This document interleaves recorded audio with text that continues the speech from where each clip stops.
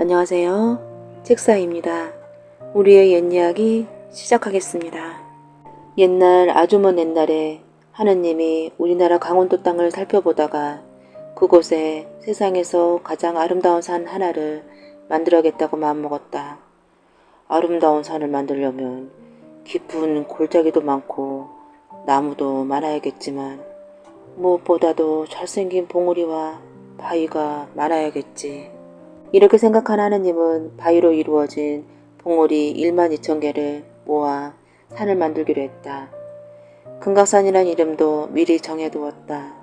이윽고 하느님은 전국 팔도에 다음과 같은 포교령을 내렸다.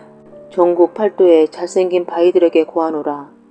12,000개의 바위 봉우리를 모아 세상에서 가장 아름다운 금강산을 만들려고 한다. 그러니 너희 가운데 외모에 자신 있는 바위는 지금 당장 강원도로 모이도록 하라. 호령이 내려지자 전국의 이름난 바위들은 앞다투어 금강산으로 달려갔다. 이름도 없는 산골에 묻혀 지내는 것보다 천하명산에 한자리를 차지하고 있는 게 훨씬 자랑스러울 것 같았기 때문이다. 그 무렵 경상도 울산에서 가장 유명한 울산바위도 부푼 꿈을 안고 금강산을 향해 길을 떠났다. 그 어떤 바위보다 외모에 자신이 있던 터라 가기만 하면 당장 금강산의 한 봉우리가 될 거라 믿었다. 울산바위가 양양의 설악산 근처에 이르렀을 때 느닷없는 소식이 전해졌다. 이미 12,000봉이 전부 모여 금강산이 다 만들어졌다네. 울산바위는 땅이 꺼져라 한숨을 내쉬었다. 한 발 늦었구나. 참으로 억울하다. 이제 어쩌면 좋지? 그냥 돌아가면 친구들이 손가락질하며 놀릴 텐데. 울산바위는 이러지도 못하고 저러지도 못한 채 고민에 빠졌다. 그런데 가만 보니 설악산도 금강산 못지않게 빼어난 명산이었다. 그래, 좋다. 금강산 대신 설악산에 자리를 잡자. 이렇게 마음먹은 울산바위는 그대로 설악산으로 들어가 눌러앉았다. 울산바위가 설악산에 자리 잡았다는 소식은 금세 전국으로 퍼져나갔다.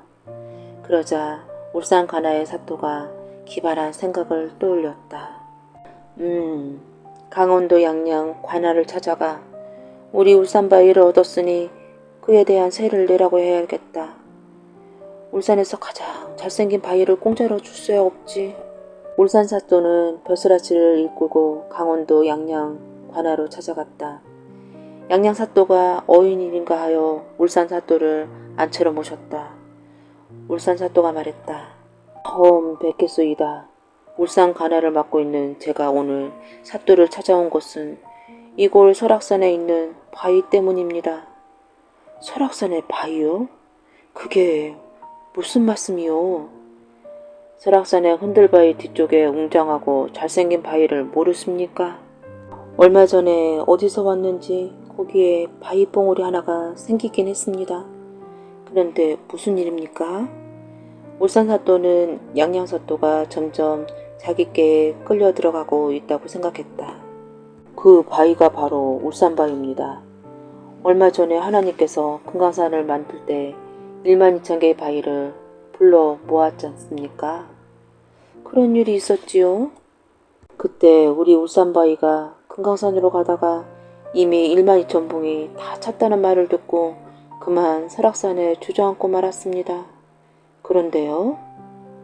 그러니 양양사또께서 우리 울산바위에 대한 세를 내셔야겠습니다. 울산바위가 떠난 뒤 울산에는 바위다운 바위가 없습니다. 하지만 설악산은 잘생긴 울산바위 때문에 얼마나 당당해졌습니까? 그러니 울산바위를 얻으신 사또께서 세를 내는 게 당연하지요. 양양사또는 난감하기 이를 데가 없었다. 바위에 대한 세를 내라니 어이가 없었다. 거꾸로 생각해보면 울산사또의 말이 틀린 것 같지는 않았다. 자기 고을에서 가장 빼어난 바위를 뺏어갔다면 그 누구라도 세를 내라고 말할 것 같았다. 울산사또가 돌아간 뒤 양양사또는 한숨을 쉬며 고민을 거듭했다. 아무리 생각해보아도 바위에 대한 세를 낸다는 것이 좀 억울했다. 그렇다고 무조건 못 주겠다고 배짱을 부릴 수도 없었다. 그때 마침 사또의 아들이 다가와 물었다. 아버님, 무슨 걱정이 있으십니까? 사또는 가만히 고개를 저었다. 그러자 아들이 다시 말했다. 아버님이 수심에 잠겨 계신데 소자가 어찌 보고만 있겠습니까? 소자도 이제 13살이나 되었고 살리분별도 할 줄 압니다. 그러니 무슨 일인지 말씀해 주십시오. 혹시 소자가 도움이 될지 모르지 않습니까? 아들이 계속 묻자 사또는 한울 수 없이 울산 사또를 만나 나눈 이야기를 자세히 들려주었다. 아들이 곰곰이 생각하더니 말했다. 아버님, 소자에게 묘책이 있으니 울산 사또님을 다시 만나실 때 합석하게 해주십시오. 새를 물지 않게 해드리겠습니다. 사또는 아들이 자신만만하게 말하자 알겠다며 고개를 끄덕였다. 다음날 울산 사또가 다시 관아로 찾아왔다. 양양 사또는 아들을 인사시키고 함께 울산 사또를 맞았다. 밤새 안녕하셨습니까? 오늘은 울산바위에 대한 새를 주시겠지요. 또 관아를 오래 비울 수 없어 바로 돌아가야 합니다. 그러니 어서 새를 주시지요. 양양 사또는 전전긍긍하며 아무 말도 못했다. 그러자 곁에 있던 아들이 나서서 말했다. 사또나리, 제가 한 말씀 올리겠습니다. 저 설악산 울산바위는 저희가 훔쳐온 곳이 아닙니다. 금강산 12,000봉이 되겠다고 찾아가다가 일이 뜻대로 되지 않자 스스로 설악산에 눌러앉은 겁니다. 여기 양양에도 저 정도의 바위는 얼마든지 있습니다. 그러니 당장 울산바위를 도로 가져가십시오.